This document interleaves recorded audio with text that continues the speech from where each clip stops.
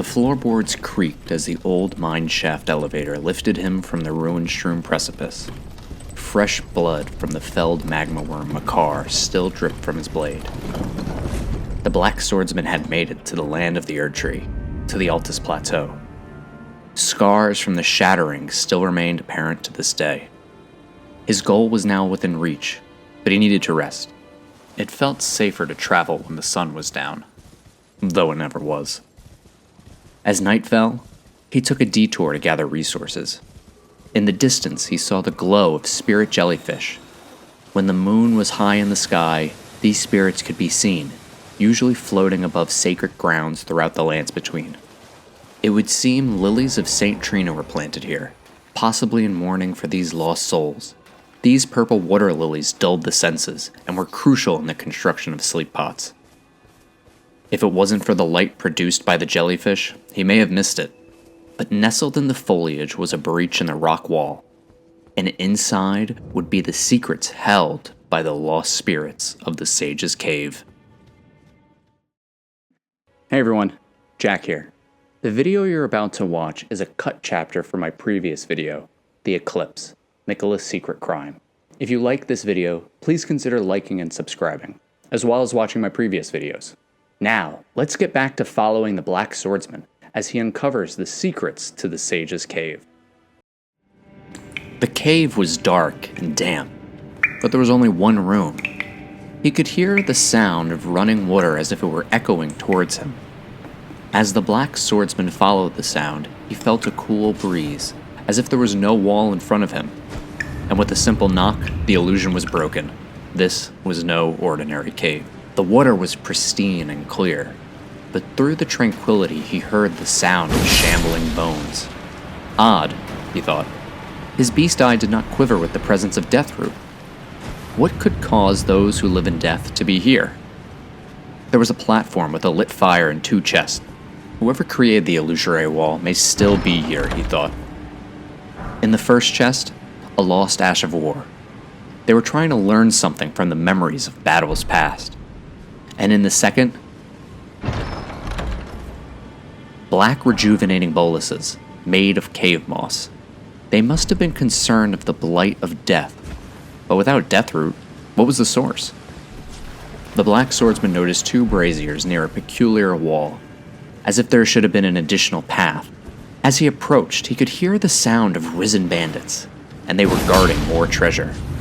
Was this their loot in a past life? Or did someone leave the skeletons to guard these chests? Pickled fowl feet, a delicacy said to increase a person's luck. A hood of lusterless black fabric that could conceal its wearer's identity. Whoever this was wanted little of their intentions to be known to the world, which was obvious by now. What he found next explained why the cave dwellers would need luck and secrecy. They were enemies of the Erdtree, and within hostile territory.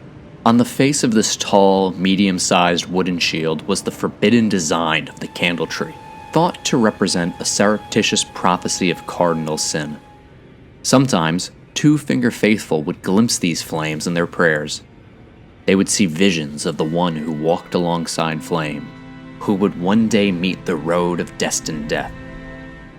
The water lilies outside were definitely not there by accident.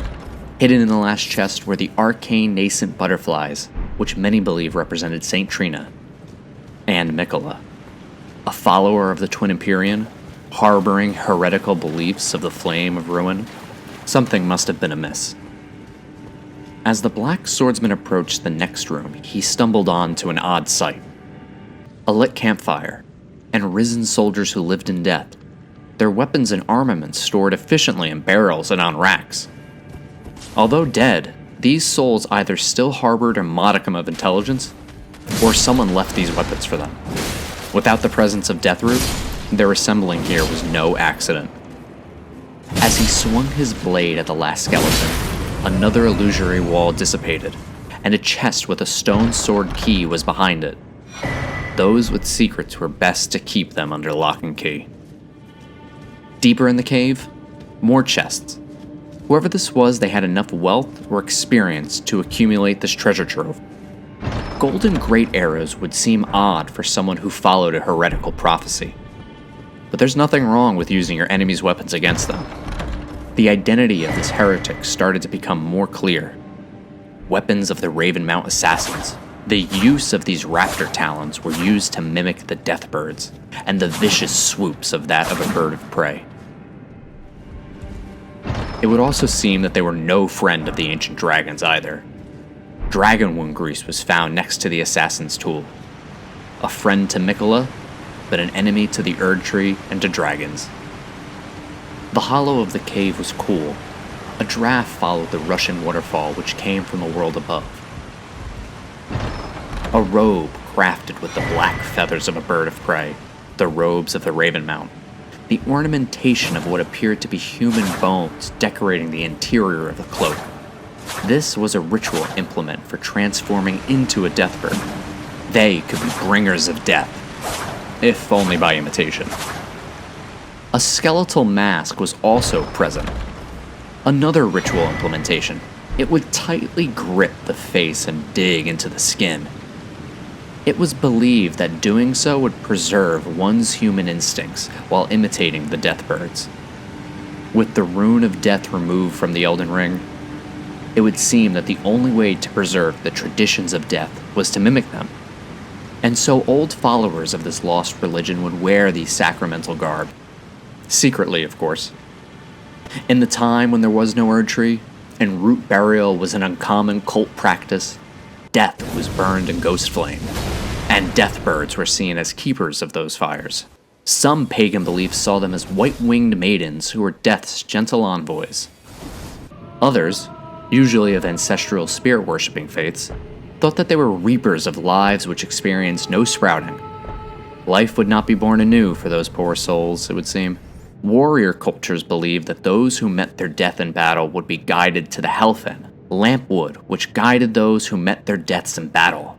The lamplight was said to glow like grace, but instead of gold it was red, and the dead would follow it to the spirit world, and only the dead should be able to see it. While the Deathbirds were no angels, they were definitely reapers. They were misshapen things with gangly limbs, bare skulls that bore no flesh, and the bodies of dead men intertwined into their very being. Spirits of death priests could be seen in their wings, as guardians for these birds. Through the fearsome rite of death, their guardianship served as an oath sworn to their distant resurrection. In the current age, though, Deathbirds would look as malevolent deities, and their sacrificial rites would be no less than barbaric. In ancient times, however, it was believed that the heart sang when one drew close to death, and thus did it cling so tenaciously to life, so it could render up a death worth offering. Believed to be the offspring of the twin bird, an envoy of the outer god of death, these birds were graveyard firekeepers, and they raked out ashen remains of their dead from their kilns. But the Black Swordsman could not, and would not die, so many Deathbirds fell in his wake. Whoever this worshipper of death was, if they still lived, would certainly meet the same fate as the birds he wished to mimic. A faint glimmer caught his attention, and another illusion was broken. Sat by a campfire, hidden deep in the cave, was the necromancer Garrus.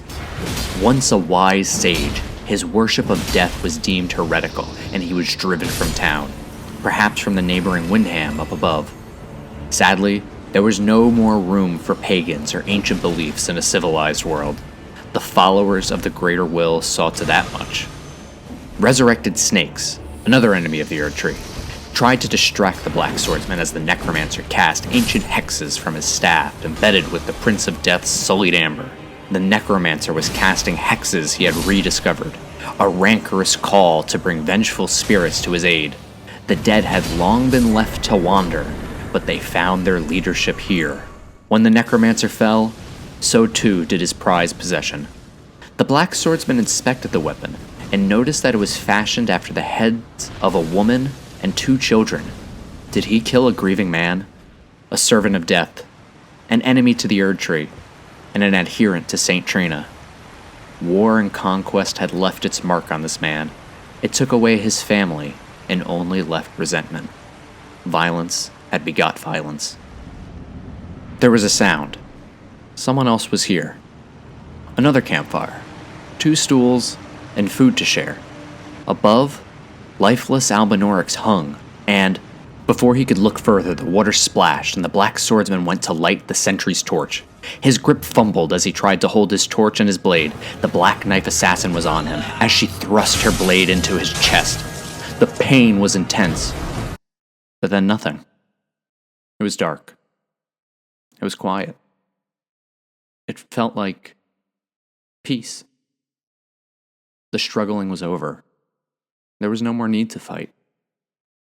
He could finally give up. He could finally give up.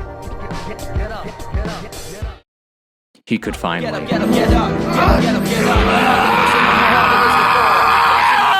Destined Death would not have him today. His fight was not over. The weight of his blade was unruly with only a one-handed grip, and the assassin was faster than the Black Swordsman. Patience, he thought to himself. Patience is strength. There, an opening. The fight was over. He would live another day. He came here for resources, but he only left with questions. How many others were like Garrus? How many lives were needlessly lost to conquest? And how many were lost to revenge? Desperation makes for strange bedfellows, the Black Swordsman thought to himself. But perhaps these souls could rest easy now that their fight was done. Jack again. I hope you all enjoyed that video. If you did, please consider liking and subscribing.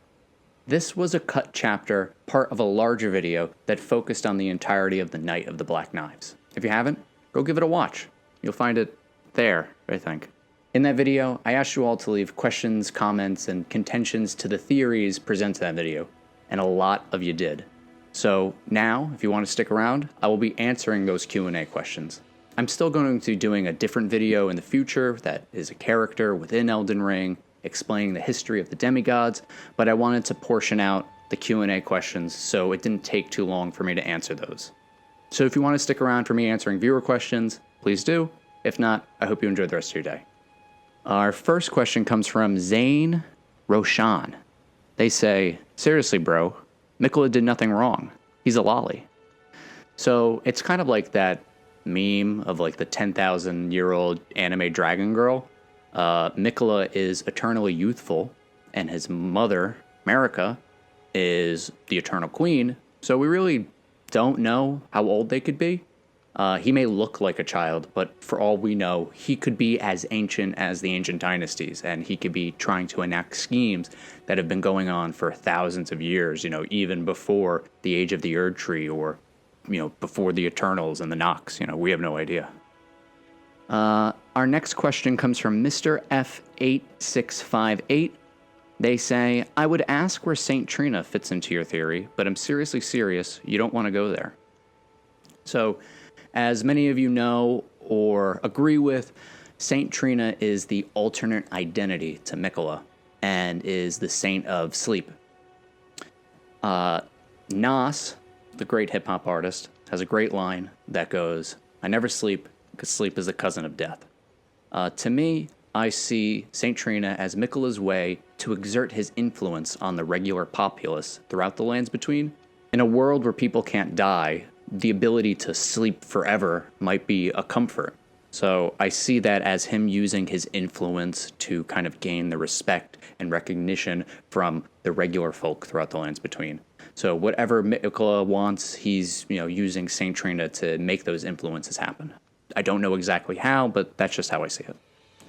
Our next question comes from Josiah Pearson 5275. They said, are you seriously implying Godwyn was willingly sacrificed, and then Ranni/Miquella hijacked it? Why would Godwyn want to be willingly sacrificed? Also, by the way, great video. You earned yourself a sub. Thank you. If you like any of my videos, please subscribe and, leave a comment. I try to respond to every comment that people put in the section, and some of them I like to feature into videos. My favorite section from this video is Chapter 3, where I present a theory I don't think I've seen anywhere else, where that Golden Order fundamentalists are really sun worshippers and not Erd Tree worshippers. In Chapter 4, we use some parallels from Hidetaka Miyazaki's previous works, Dark Souls, as well as some of the Norse influence that's on Elden Ring, to kind of deduce that Godwyn the Golden is supposed to mimic Gwyn, the Lord of Sunlight, as well as Balder, the beautiful golden child of the Norse gods, and his death is the downfall of all of them, and Ragnarok, and yada yada. With that said, him being a representation of the sun, and there being Golden Order fundamentalists who are sun worshippers, we have this underlying story, which is really important to understanding Elden Ring, that isn't really in the forefront, and that is the resurrection of the Sun Realm Kingdom. If we look at Godfrey as a character, he's very barbaric. You know, he has to get Sirach as a beast regent so he can quell his bloodlust. He's not really the type of guy who leads a kingdom into great buildings. You know, his biggest achievements are the Colosseums. So I see it as before the age of the Erd Tree, you may have had the age of the sun. We see Castle Sol, which has a Niles boss room, that sun relief on the ground. If you go into Farm Azul, you can find that same relief there. The Banished Knights have dragon ornamentation on their armor. Godwyn is associated with the dragon cult because he befriended the ancient dragons. I see it as the Sun Realm could have been the dragon kingdom, or maybe they were just a dragon worshipping kingdom. And, you know, you have these loyalists who are trying to revive their lost kingdom. Who knows? You know, maybe Ensha is a part of it. But we see a lot of those who live in death being resurrected with the sun on their shield. So why would Godwyn want to be willingly sacrificed? Well, if he had any connection to the revival of the Sun Realm, maybe being a martyr for Destined Death was necessary to enact that resurrection of this, you know, kingdom, not like a literal resurrection. You know, we don't know how a demigod dying to this death rite would have done anything, but, you know, apparently it got screwed up and it got split in half. So, you know, it's hard to say exactly why, but from as I see it, we have this narrative of Sun loyalists, Godwyn potentially one of them, Radagon potentially one of them, Miquella potentially one of them, all kind of trying to circumvent the power of the Erd Tree to bring back these glory days of the sun. I hope that makes sense. It's kind of rambly. Maybe we'll do a video in the future where it's scripted. Our next question comes from Leon Deruquiza 80. I'm sorry for not saying that right. Seriously, do you think Godwyn's soul could appear in the dream of Miquella, or at least a manifestation of it? If you watched my video before this, I did DLC prediction. I don't really think we're going to go into a dream. I think it's going to be in the far past, and we are going to see the cycle of the Elden Ring and Elden Lord play out with different demigod children and a different age, but Marika might still be queen, and Miquella will be all the way back there, and he will try and teach us something to bring into the present to enact his ending, or whatever he wants us to do, you know, something to break that cycle. Maybe there's going to be dreams, but, you know, I don't know. Not out yet. I don't know. Our next question comes from Sammy Soros. This is hard to read, so forgive me if I mess this up. Fantastic compilation. Thank you. You are suggesting a puppet master in Miquella. It is a seriously devious plan to coordinate the creation of the King of the Dead with his brother as the subject. What are the chances of going through with a plan like that? Occam's razor would suggest that the King of the Dead was an unfortunate byproduct of Ronnie's plan, and that Ronnie is the one who manipulates us by giving us Miquella's spirit calling bell to earn our trust. So we're going to work from the bottom of that question and move back. Ronnie gives us the bell, and she says it's at the behest of Torrent's former master, and then after that, she just, you know, disappears. We don't really see her again.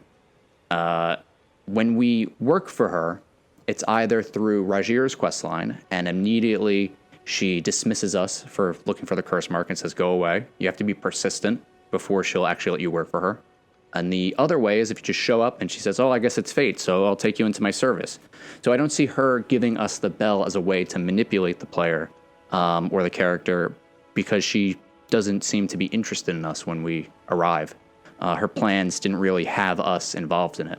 Ronnie's intervention in the Night of the Black Knives, you know, so she orchestrated it. She put the Rune of Death onto the knives, and the Black Knife Assassins were just going to murder Godwin. She did it at the same time. You got 2 curse marks, so she could kill her own flesh. So if I was looking from the perspective of Mikola, he wants, potentially to create a god of death, the Prince of Death.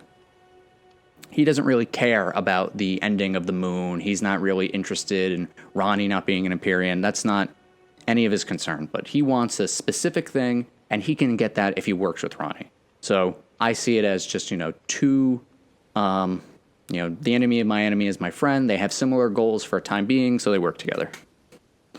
Sammy also says, if he's such a great conspirator, how could he not evade Moog?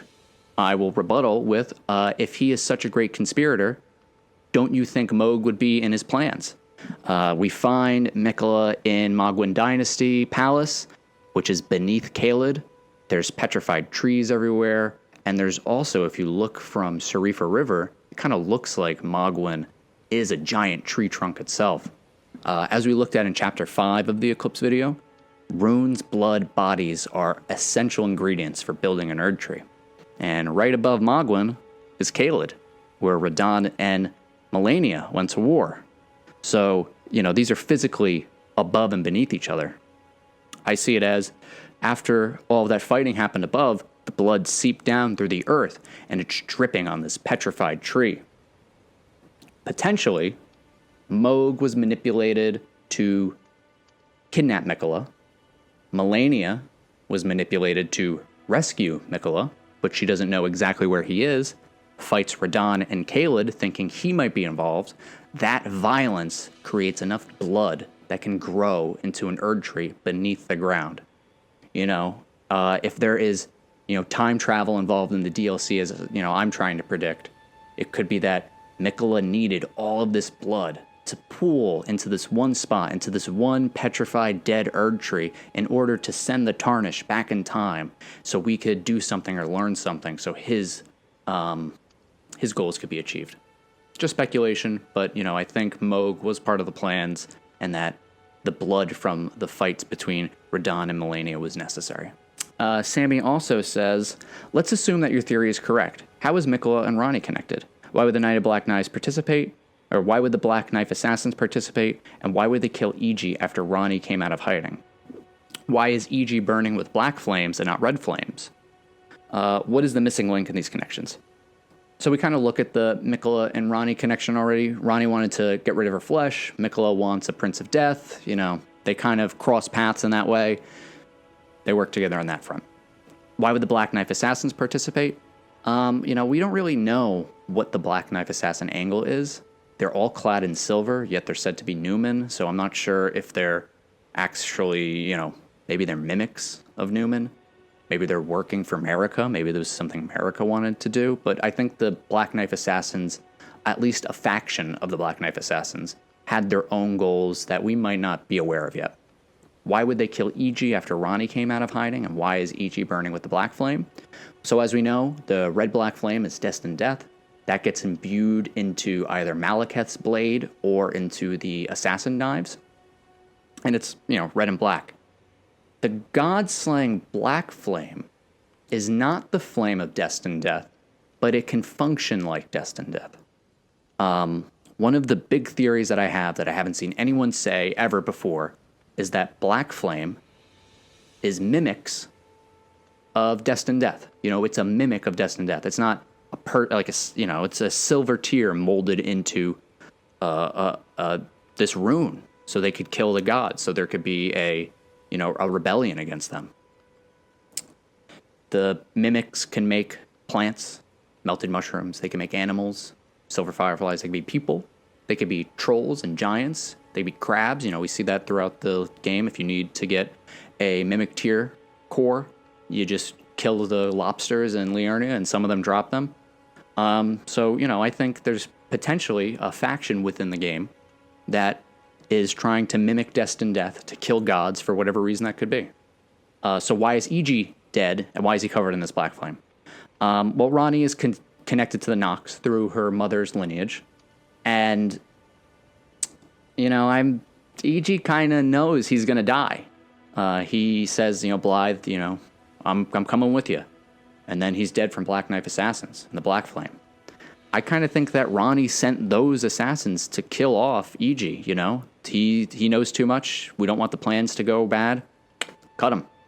He seems to know that's going to happen, so I think he was in on it. The Black Flame being silver might be Mimic Flame, so they might be related to Ronnie and the Nox and Renala and that, you know, the maternal lineage, that direction.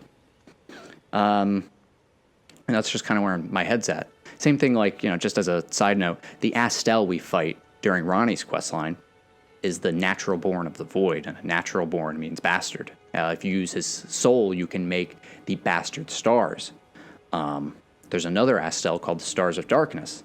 So if we kind of think maybe the Astel Stars of Darkness, who's stronger and can make copies of himself, maybe he's the original Astel, and the one beneath Ronnie's Moonlight Altar is a mimic of the Astel. And, you know, why would you want to make a mimic Astel? Well, you know, same way you would want to make a bomb. So that's kind of where I'm leaning towards, that Black Flame is silver related and kind of mimic related.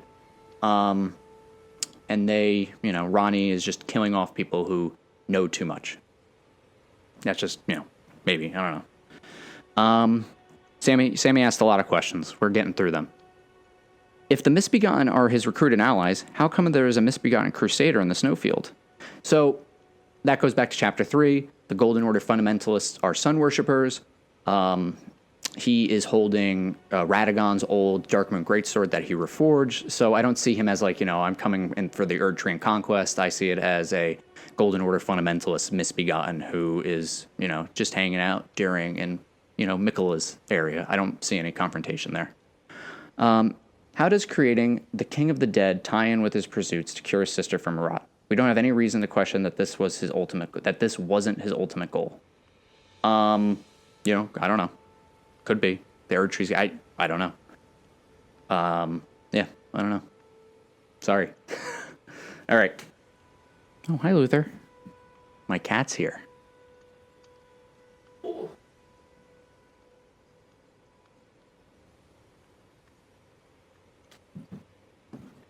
He's almost 20 pounds. The next question I have read multiple times and keep screwing it up. It comes from Jimmy Russell 96024. They say they have been trying to tell people that Miquella has been the orchestrator of the Night of the Black Knives, and that I nailed it. Thank you. They're curious to when it clicked for me. For them, it's when they found the concentration of St. Trina's lilies surrounding the derelict apostate church. For me, it was, I was doing a playthrough and I was trying to pay attention to when we got certain items. Because one of the most important ways to understanding the story and the significance of things in this game is when you get them throughout your playthrough. You know, a general storytelling fashion, the things that are towards the end are usually the most, you know, the big reveal. They're the climax. One of the items that you get is the Law of Causality. You get that from Gideon after going to like Mogwin Palace or killing Moog. I'm not sure which one it is, but it's part of his quest line. And, you know, as we all know, if you watch this channel and my other videos, the Law of Causality is that all things are in a chain of relation. Everything has a cause and effect, or whatever the exact line is. So, you know, this is a story that's written by people, so most of the time, things are not there on accident. You know, these people, George R. R. Martin, Hidetaka Miyazaki, they have a vision, and they want to tell their story. This item confirms that everything that happens in the game, or everything that we learn, is there on purpose. You know, there is a tangible cause and effect. A happens, therefore B happens, therefore C happens. There's also the law of regression, which tells us that, in not so many words, you can figure out the cause by working backwards from the effect. So after getting those two items together, I was like, okay, let's try and do that. I was just, you know, doing a playthrough and got the Eclipse Hotel, and just, you know, what you saw in the video was essentially me working through the theory, you know, with you guys. You know, I dramatized it. Things are a little bit out of order, but, you know, that's essentially kind of how I put the theory together. I use the Black Swordsman as essentially an actor on the stage to kind of play out that theorizing process, because I think some things are lost when we try to just give all of the information at once when we're trying to explain these stories, especially since it's a open world video game and people could experience the game in infinitely different ways. So, this was essentially my way of showing you the interpretation of dramatization of how I came to this conclusion. I didn't just think it up out of nowhere. I was just trying to figure out what was the intention of the author by looking at, how does the story go from A to B to C, and then where do they put things. So that's kind of, you saw how I came up with the theory. That hour-long video is me coming up with it. The other side of that coin is that, I'm a big Song of Ice and Fire fan, and I've been in that theorizing community posting, for years. I haven't really done it recently, but, it's something I'm very familiar with.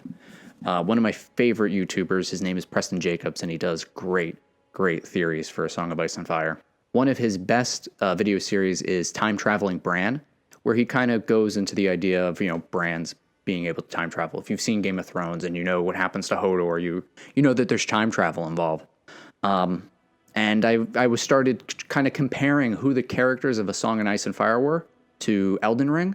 I first look at Rykard and how similar he is to Stannis Baratheon. But when it comes to Mikola, who's like the most important, he is so much like Bran. But the thing that really jumped out at me was in A Dance with Dragons, Bran goes to the north, the far, far north, and he meets who he thinks is the Three-Eyed Crow. But it's this gangly man embedded in a tree with a root going into his eye. And it turns out that he is actually a 150-year-old Targaryen bastard named Bloodraven.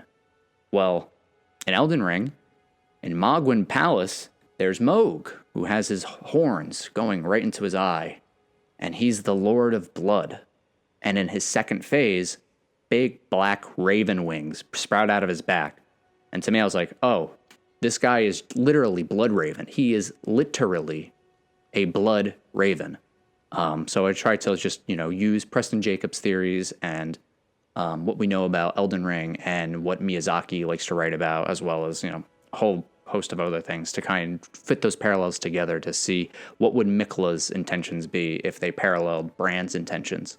But, those are also just theories in the Song of Ice and Fire community as well. The books are not finished. It's been over a decade, so we're all just, stabbing in the dark. Our next question comes from Mainly Mundane. He said, great video, loved it, thank you. Seriously, though, I'm confused about the end conclusion. Are you implying Mikola orchestrated the Night of the Black Knives? Why would he want Godwyn to die in soul? He wants him to die a true death and seems devastated by what happened. You're getting that assumption based off of the Golden Epitaph sword that says it has a humble prayer, and it's in quotes, so we know someone said it because it's quoted, that, oh, brother, Lord, brother, please die a true death. Long and short is I think Mikola's full of shit. I think he's lying. I think that's just a lie. He's just, he's gassing everybody up. The sword shows Godwyn or a corpse in the T-pose, womb. And he's got sun rays coming out of his head. I think he's just playing a game. He doesn't actually want him to die a true death. Or if he does, it's just to further his own goals. I don't think he's just, out of the benevolence of his heart, trying to make sure there's a beautiful funeral for his brother. That's not how characters in this world operate. They're all selfish. They're all scheming. They got, they're doing something. So I hope that makes sense. I think he's lying, essentially. Sorry, I don't know if I'm going to get this name right. Drawseer361 says, love this. Thank you. The video editing and atmosphere was amazing. Oh, I appreciate it. Seriously, it reinforced some theories I have for the DLC regarding seeing Godwyn and Mikola. I don't think either of them are going to be our ally. I'm curious if you have any thoughts on how Destined Death and the Glamide Queen fits into Mikola's plot. I kind of said earlier that I think the Black Flame might be Mimic Flame. The Glamide Queen she's an Empyrean, so I'm almost 100% firm on this that I think she's part of Marika's family. She's either a sibling or a daughter or a mother, or she is Marika. I just think she's an Empyrean who has different goals than everyone else's. She's allied with the apostles, who she swaddled them birth. They're kind of snake-like, so that kind of makes me think of Mount Glemmer or Gelmir. There's nobles who are said to be ancient, so it seems like there's this kind of like ancient war between the Erd Tree and these kind of snake-like people, and there might be a crossover between them and Destined Death. We'd have to look in a more intensive video to get those answers, but that's kind of where I see it. Glomag Queen is an Empyrean who is Marika, related to Marika some way, has different goals, and you allied with these snake-like apostles and nobles to further whatever those goals are. Everyone's... When it comes down to it, though, seriously, when it comes down to it, the final boss of Elden Ring is a giant space bug who is actually God. So, really, does any of it matter when God is an uncaring space bug and then you kill him? I don't know. That's just thought. I think now we're in the compliments section of my Q&A until we get to a big one. You know who you are. Flexistentalist said, "My compliments. This is an excellent video. Thank you." Two Dumb Gamers 9285. No, you guys aren't dumb. Goosebumps, anyone? Seriously chilling. Bravo, good sir. Bravo. Thank you. I'm glad I could, I wanted to make it entertaining. I wanted to be creative. I didn't just want to share what I think about the story. I want to kind of just, I'm sharing me as well with these videos. So, I'm glad I was able to give, at least, pull out some emotion with my video. Gothic Princess Alice says, "Fantastic video. I feel like I understand potentially even just a little bit more of what the eclipse means and the missing pieces of lore I hope to see expanded upon in the expansion. I identify with Melania, though, so I'm afraid my brother is capable of no wrong." Well, I would ask Mikola, what does his needle do when it's embedded into someone's flesh, and is it anything like a bewitching branch? So, if you identify with Melania, sit down with your brother and ask him, is there any funky business with this needle? All right? I'll leave it at that. Mental Wig 420, Blaze Up, says, "Seriously, dude, your writing and reading are second to none. This is my first time catching one of your videos. Subbed. Thank you for subscribing, and thank you for leaving a comment. This isn't just a channel that I want to, make videos to make money or anything. It's just to fun and talk about Elden Ring. So, if you subscribe and you want to comment and, have this kind of discussion, please do. I really appreciate it. Next one is Dread Futures. They said, "Love this. I love the way it's presented as fan fiction, the tale of your Tarnished, while being wholly lore compliant. My favorite type of fanfic. So stoked for the DLC. So stoked to find a new YouTube channel to follow. And seriously, digging the music at the end." So I never considered this as fan fiction. The game, Elden Ring is a role-playing game. If you've ever played Dungeons and Dragons, you're supposed to fulfill your character's role. As I've mentioned before that I come from A Song of Ice and Fire theorizing, and in those stories, you're reading a book and you get the character's intimate thoughts. You get to see how they see the fantasy world through their eyes. But with a video game, we don't get that. We don't know what our character is thinking. We just know what we're thinking. And we don't have the full picture. We don't have the culture that we grew up. We didn't grow up in the Lands Between or Elden Ring world, so we don't know what the traditions are. We don't know what the cultures are. We don't know how people are supposed to act. We don't know what the religions are. We don't know how many religions there are. So we have to, kind of take a step back. The first time we play the game, we experience it as we would experience it, as an outsider coming in and not knowing anything. But to understand the story and the themes and the lore, I thought it would have been best to kind of put an actor on the stage who is playing out, the playthrough. The Tarnished is your Tarnished. This is the Black Swordsman. He's a character from another series. But, I just wanted to put him in there so we can kind of experience the world through the eyes of someone who lives in that world. It's the best ability that I could. And I'm glad that you liked it.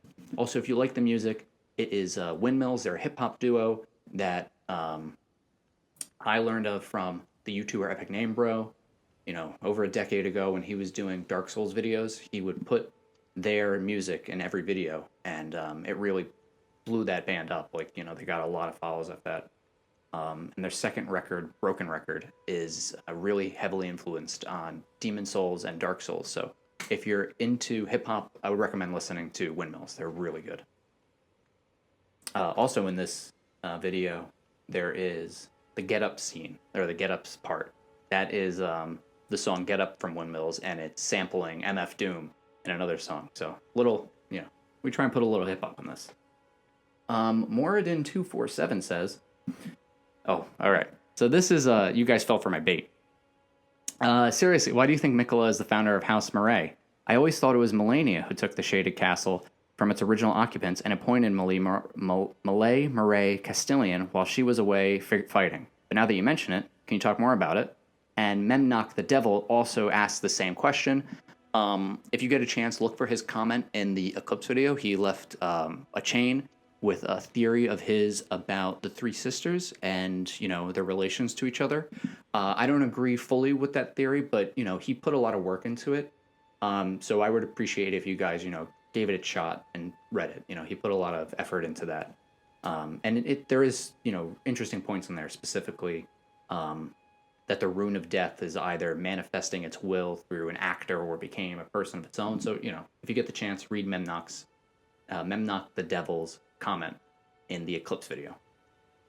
But to speak for House Murray, so Murray is a French word that means swamp. Shaded Castle sinking in a swamp. His mask is braided with silver gold hair, and it's supposed to look like the founder of House Murray. The robes say, this is all from memory, so forgive me, that all of the males born in House Murray are sickly. Mikola is forever young. He's forever youthful. Forever youthful in fantasy sounds like he gets to be a boy forever. But if you're looking at maybe a science fiction lens, which I'm not saying this is sci-fi, but I'm just from this perspective, someone who looks youthful to a medieval peasant might be someone with a genetic condition. Specifically, I would look up the genetic condition for boys who are born with an additional X chromosome, XXY. This is going to be a subject for a future video, but males who are born with an additional X chromosome don't go through puberty like typical males would. They don't grow facial hair. They don't have enough testosterone for their muscles to grow. They are kind of like stunted in height. They may look a little androgynous. It's a real life, genetic disorder that can happen to people. People do live with this. And, that could look like to a medieval peasant either eternally young or sickly. The braids are similar to Mikola's, and the fascination with the rot and swamp. There's also a ghost in there that says, House, the House Murray guy, he really screwed them over by bringing in that bell-bearing hunter. Well, if we remember from chapter 1, and maybe it was in chapter 4, about the bells, what does music mean? Music is used to herald spirits. Well, the guy's the bell-bearing hunter. Maybe he didn't grab that executioner's sword on accident. Maybe he's not there by chance, but someone wanted him there to go out into the world and get these bells from these merchants or whatever so they could summon spirits.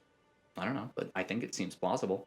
So there's a video I'm working on. The next one is Children of Champions, which is going to follow the Akarian kids. Then we have Children of a Single God, which is going to follow Radigan America's kids.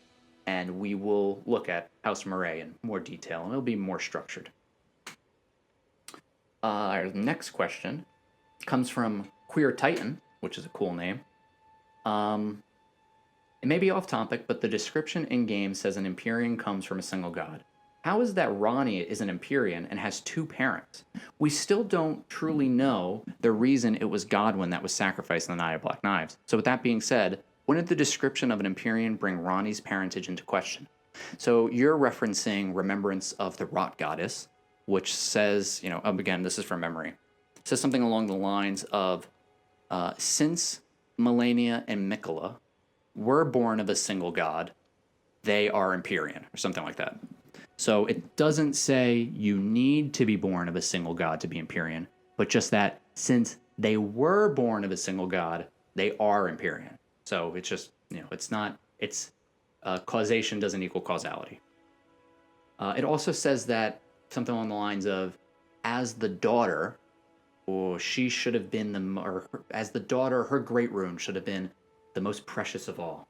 So being female is important, so it should have been the most important, but it's not.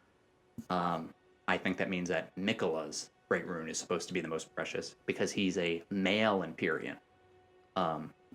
It's for a future video, but I'll just say it out now because who cares? No secrets here. I think that being an Empyrean is genetically passed down through the Newman side. Basically, if you have 2 X Newman chromosomes, you can be an Empyrean. So Mikola being, as we stated in the last question, maybe having XXY, he's a male, but he also has 2 X chromosomes. Bada bing, he's an Empyrean. We did it. You could look at, just as a side note, we'll cover this in the next video, but just as a teaser for that, Radagon is Marika. He's literally Marika, so he kind of should have her genetic code, but he's male, and he has red hair. So I see that as he has 1 X Newman chromosome and 1 Y Fire Giant chromosome. He marries Renala, they have children.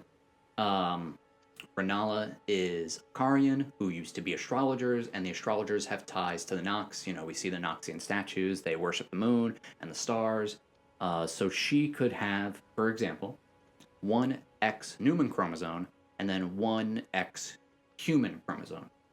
Her and Radagon have children. Radon is a giant man, so much so he has to get gravity magic to ride his horse.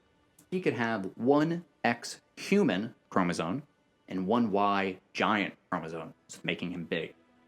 Rykard, he's kind of scaly to be in with before he gets eaten by the serpent. If you look at his portraits, his skin is kind of like falling. He's kind of like a leper. And I think he is 1 X Newman chromosome and then 1 Y giant chromosome. It seems that being a Newman or being an Empyrean gives you a malady at birth. We see it with the twin Empyreans. We don't know about Ronnie, but we see it with Mikola and Melania. So, I'm imagining that since Rykard got that X Newman chromosome and that Y giant chromosome, he's kind of like, like the leper king. And then, they have a daughter. She gets 1 X chromosome from her mother, and it's the Newman chromosome, not the human chromosome. And then she gets the X chromosome from her father, who is Marika, who is a Newman. So she gets XX Newman chromosomes, and that makes her an Empyrean. And since it's tied to the flesh, I don't know if this is rambling. Since this is tied to the flesh, she tries to kill her Empyrean flesh. It tells us that to be Empyrean is the physicality of your body. So it is something that, should be passed down. If you've watched Zuli the Witch, she does, videos about, with the debug engine, and she talks about the eyes of characters in some recent videos. Eyes are really important, and then, eye color is genetic. So I think we can see within... I think I muted my mic. I think we could see an Elden Ring without having to look at external pieces of art, like from George R.R. Martin, is that, people's genetics exist. The Elden Beast is a big space amoeba, so, we're not too far of the realm of possibility. And now for the final set of questions, who I think is my biggest fan on the channel so far. Apologies if I say the name incorrectly. It is Luaria. She wrote a lot, so I'm going to try my best to find where the questions are. A lot of it's compliments, so you all don't want to hear that. Oh, shit. Oh, yeah, this is a good one. Okay, we're good. Okay, so I'm gonna try and get through these. If Mikola and Ronnie are working together, why is Ronnie focused on her own goals? And is she loyal to Mikola? What was Mikola's intentions? Again, these characters can work with each other and focus on their own end goals. They don't need to have the same goals in mind, but they could, have a common goal in the short term. I don't think Mikola cares about the moon or anything like that. But, he needed Ronnie to screw up the assassination of Godwin. Second is the Black Knife assassins finally make sense of the theory. Oh, good. I'm glad.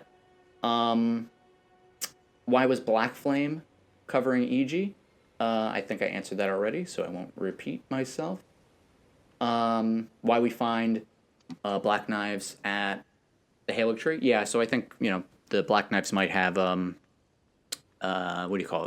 different factions within themselves. So some of them might be working for Mikola, some of them might be working for Ronnie, some of them might be working for themselves, who knows, but I think there might be factions within there.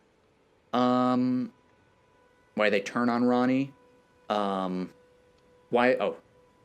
a lot of questions on Black Knife Assassins. I can't answer them because I don't know and I haven't really thought about it yet. So that's your answer. I don't know. Thirdly, what about Radahn? Oh, well, so Radahn's really interesting, and I can't wait to talk about him because, a lot of people think he's like a Golden Order Erdtree lover, but, like, the bro loves his dad. And not only does he love his dad, but Rykard, his brother, loves Radahn too. He's an enemy of the Erdtree, but he has his portraits up at Volcano Manor. And he also loves Radagon. Both brothers have a real fondness for their father, so much so that they put the red plumes in both of their knights' armor. Radagon, as we learned, is a Golden Order fundamentalist. He's a sun worshipper.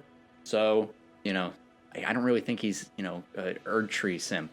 He totally is, gunning to get that Erdtree bird down. So, Radahn's very interesting. Why would they have to kill him? I think Melania thought that Radahn might have had Mikola. I think she was a little manipulated there.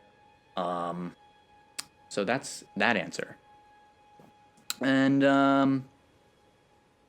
there's two questions here. So we got two. These are big ones. One of them is, do you seriously believe our Tarnished is a mimic of Mikola? I don't know. I ask you this. Is your Tarnished a mimic? And if he was, or she was, would it matter? Does it matter? He killed all the bosses. She became Elden Lord. Does it matter if they're a mimic? I think that's going to be a question that's pushed in the DLC to make us kind of, think about the identity of our character. But ultimately, it really doesn't matter. Because your character has free will. You get to choose the ending. No one tells you what to do. You could be the Flame of Frenzy. You could do Ronnie's ending. You could do any of the Mending Rune endings. Doesn't matter if you're a mimic. You have free will. And I think that's a really big part of this game and this story. So the question, to answer that question, I think the Tarnished may be a mimic, but in the end it doesn't matter. Because through imitation, or whatever the Lost Ash of War says, thus does the copy become genuine article. Something like that. Doesn't matter. It's also why this channel is called Jack is a Mimic, because, I'm in the flesh right here. You see me. You know who I am. I mean, well, you don't know who I am, but you know I'm a person. But, where do my ideas come from? Am I copying someone else? Is my style copying someone else? Who influenced me? Nothing is totally original, even though it could be unique. The last one. Where does Radagon fit into all of this? And what is your interpretation of Radagon as Marika? Is it literal or figurative? Because of rebirth or mimicry? Are they two separate beings that were conjoined? Are they always two beings with one soul, or beings with two soul?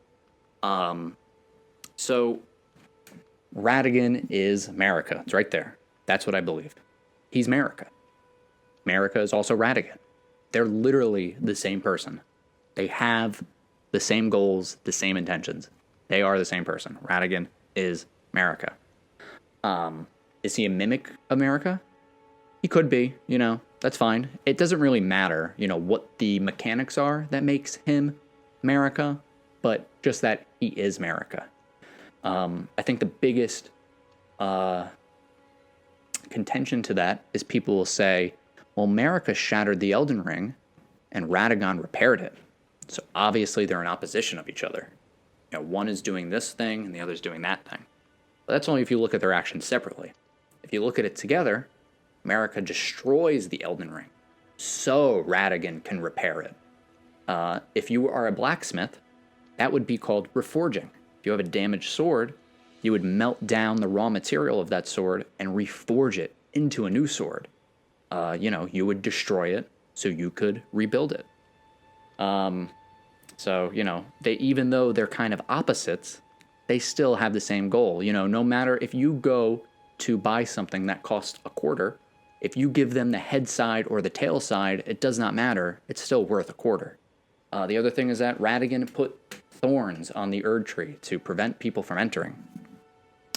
You might say, well, he doesn't want anyone in that Erd tree, so he must be against Marika. But we know Marika wants to burn down the Erd tree.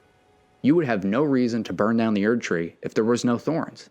As a Golden Order fundamentalist, cause and effect, give the Tarnished a cause so they can go for the effect of burning down the Erd tree. One of the things I showed in this video was what the prophecy that the candlestick, the candlelight tree thing, the shield, the prophets, and what Melina says are all the same prophecy. The one who follows flame, or the one who walks aside flame, will one day meet the road of destined death. Our character, I mentioned before that you have free will as a character, but now we look at it this perspective. There is a prophecy that priests and prophets are punished for seeing, and that our character enacts. We fulfill this prophecy. If you're a fan of A Song of Ice and Fire, you might know that prophecies are bullshit. They aren't real. They're usually someone manipulating people into believing something. So if we look at a Golden Order fundamentalist, let's say Mikola. Let's say Mikola was a Golden Order fundamentalist and he knows cause and effect. He knows causality and regression. And a lot of people say he is related to dreams. So let's say he sends dreams to people throughout the entire world and they see a tree burning. If you're a fan of Berserk, you've seen this plot as well with, I think, the White Falcon. These are not really prophecies. These are people of higher power manipulating the populace into believing that something's going to come true. So much so that they start enacting that prophecy without knowing it. So that's kind of where I see it all tie together. Maybe it was Mikola sending those. Maybe it's Radagon, Marika. Maybe Radagon, Marika, and Mikola are aligned. Maybe they're not aligned. But there's a lot of really interesting story and lore stuff that, I don't really think has been touched in the YouTube space, at least. So, I hope you enjoyed this Q&A. Each video I might do Q&A, but, it's just a way to have a conversation and have fun. The first part of this video was, a classic type of lore video, and this is, a little more casual, a little more one-on-one. Hopefully the green screen I have set up is working. Hopefully the audio is good. We're testing new stuff out. So, hope you guys enjoyed it. Hope to see you in the next one. Next video is going to be the children of a single...